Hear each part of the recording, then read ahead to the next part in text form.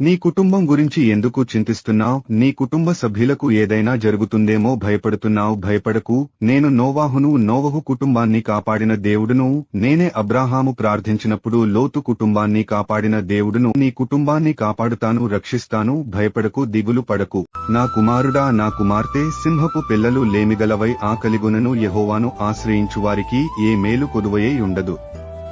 కాబట్టి నువ్వు ఒకవేళ లేమిని అనుభవిస్తున్నావేమో, అయితే నువ్వు దేవునిని ఆశ్రయించు, నిన్ను ఆశీర్వదిస్తాడు.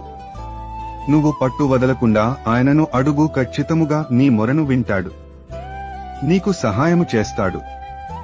దేవుని హస్తము ఎన్నడూ కురచ కాలేదు. నీకు దేవుడు ఎప్పుడూ సమీపముగానే ఉన్నాడు. ఆయనకు మొర్రపెట్టు, నువ్వు తప్పకుండా గొప్ప కార్యము.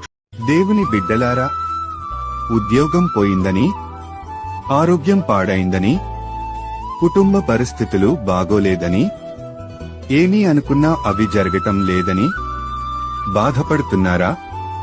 నీ దేవుడు నిన్ను విడువడు. మొదట ఆశీర్వదించినంతకంటే మరి అధికముగా ఆశీర్వదించును. యోబు గ్రంథము 42:12.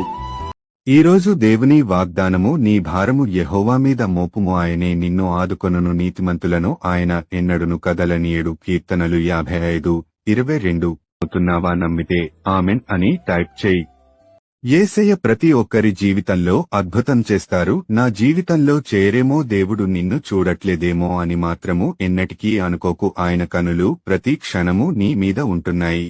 నా కుమారుడా, నా కుమార్తె, నాకే ఎందుకు శోధనలు వస్తున్నాయి అని ఆలోచిస్తున్నావా? అయితే హఠాత్తుగా శోధనలు వస్తే వచ్చినప్పుడు ఏమి చేయాలో తెలియడం లేదా? అయితే నా మాటలు విను. మీరు శోధనలో ప్రవేశించకుండునట్లు మెలకువగా ఉండి ప్రార్థన చేయుడి. కాబట్టి నీకు శోధనలు వచ్చినా రాకపోయినా మెలకువ కలిగి ప్రార్థన చేయడము మాత్రము మర్చిపోకండి. ప్రార్థన వలన ఎన్నో శోధనలు తొలగించబడతాయి. దావీదు రాజుకు శోధన వచ్చినప్పుడెల్లా దేవునికి మొరపెట్టేవాడు. కాబట్టి ఎంతో మంది ప్రార్థనల ద్వారా ఎన్నో విజయాలు పొందుకున్నారు. నువ్వు కూడా ప్రార్థించటం నీ కుటుంబం గురించి ఎందుకు చింతిస్తున్నావ్? నీ కుటుంబ సభ్యులకు ఏదైనా జరుగుతుందేమో భయపడుతున్నావ్? భయపడకు, నేను నోవహు కుటుంబాన్ని కాపాడిన దేవుడును. నేనే అబ్రాహాము ప్రార్థించినప్పుడు లోతు కుటుంబాన్ని కాపాడిన దేవుడును. నీ కుటుంబాన్ని కాపాడుతాను, రక్షిస్తాను. భయపడకు, దిగులు పడకు.